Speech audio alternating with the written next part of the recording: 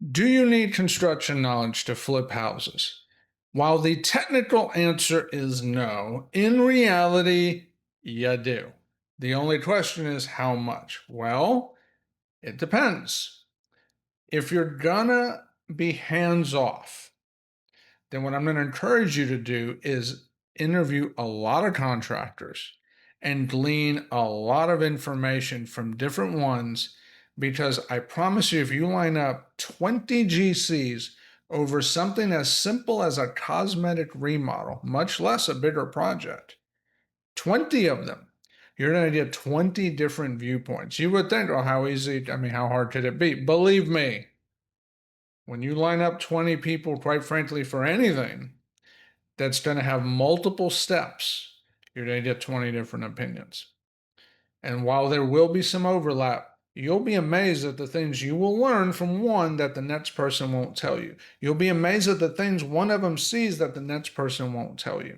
By the way, you can do the same thing with subcontractors if you're going to manage a project by yourself. Okay, here's the thing. The more you know, the less likely you're going to get taken advantage of. It's as simple as that. Now, the problem is we're here to invest, not become construction gurus. And if we're not careful, we end up becoming something we did not sign up to be. Trust me, it can happen, because it happened to me.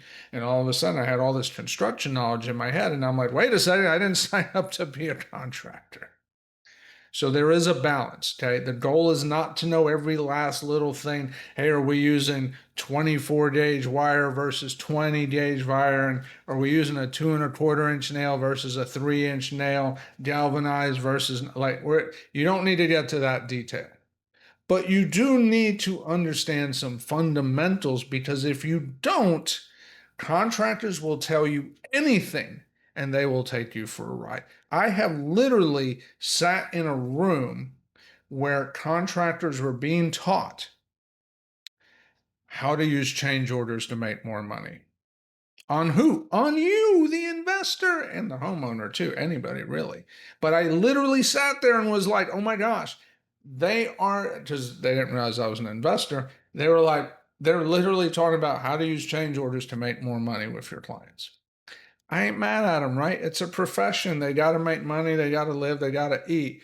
But just so you know, that happens. So, what is the point? You need to educate yourself. How do you educate yourself? It's not going to be from interviewing 3 contractors. It's not enough information.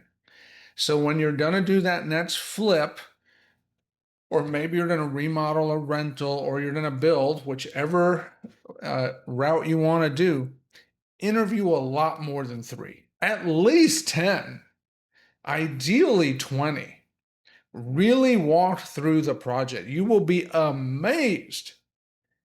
By the time you get even 10 contractors in, your scope of work will probably look quite different than what you thought it was going to look like. You'll be like, oh my gosh, I didn't think about this and this, and oh my, this, like all these things you didn't even consider.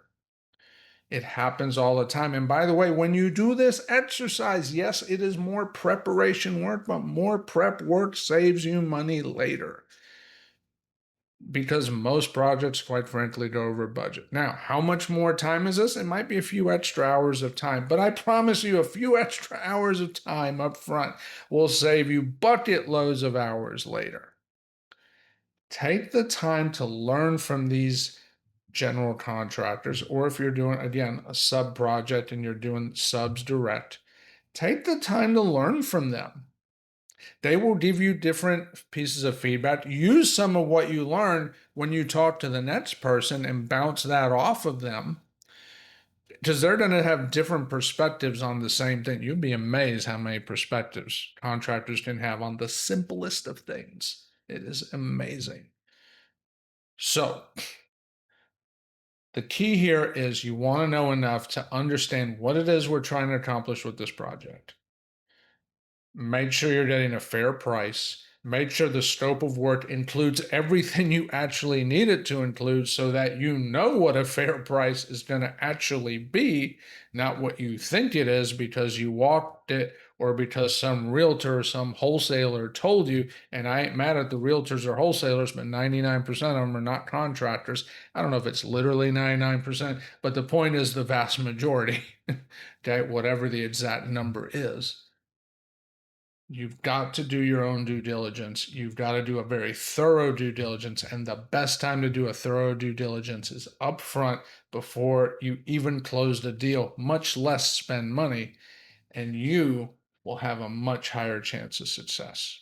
You don't have to be an expert at construction, but being a bit knowledgeable from talking to several people will do wonders for saving you money, time, and headaches later. So, hope you found this helpful. Please like, comment, share, subscribe. I'll see you around.